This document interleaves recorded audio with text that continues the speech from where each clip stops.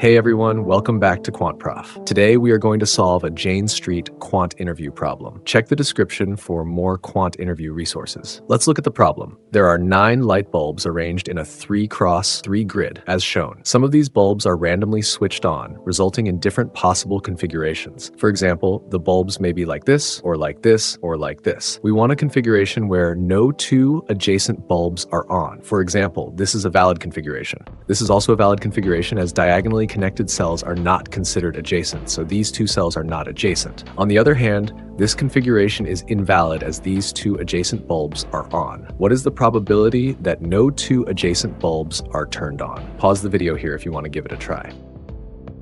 Let's look at the solution. First, let's calculate the total number of possible configurations. The first bulb can either be on or off, so we have 2 possibilities. Similarly, the second bulb can also be either on or off, again giving us 2 possibilities. There are 9 bulbs, so using the multiplication rule, we have 2 raised to the power 9, or 512 total configurations. Now let's calculate the number of valid configurations. First, suppose the bulb in the center is on. Then, these bulbs must be off as they are adjacent to the bulb in the center.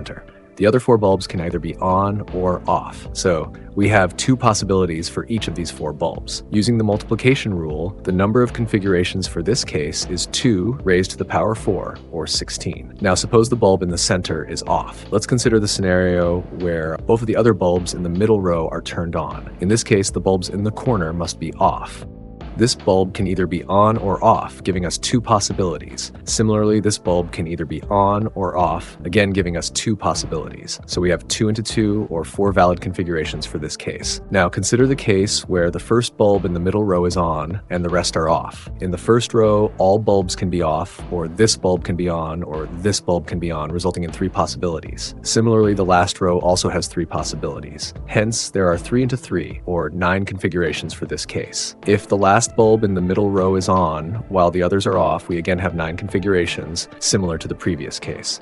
What if none of the bulbs in the middle row are on? In that case, all the bulbs in the first row can be off, or one of them can be on, or both the first and third bulbs can be on. These give us 5 possibilities. The same is true for the last row. Hence, we have 5 into 5, or 25 possible configurations for this case. So the total number of possible configurations is 63. Therefore, the probability that no adjacent bulbs are on is 63 by 512. Let's consider another problem. We have a square. In this square, we randomly select a point and connect it to the bottom left vertex. Similarly, we select another random point and connect it to the top left vertex. Depending on the location of these 2 points, these 2 line segments may or may not intersect. For example, in this case, they intersect, but in this case, they don't intersect. So what is the probability that these 2 line segments intersect? This problem may seem challenging, but all of you can solve it if you try hard enough. Try to solve it on your own. Hope you liked the video. If you want to learn how to solve these kinds of interview problems, we invite you to check out our course Quant Interview Masterclass, where we teach you how to think when solving difficult problems. We also cover the entire theory, specifically tailored for quant interviews, along with over 1,000 problems. Thanks for watching and see you next time. Until then, Godspeed.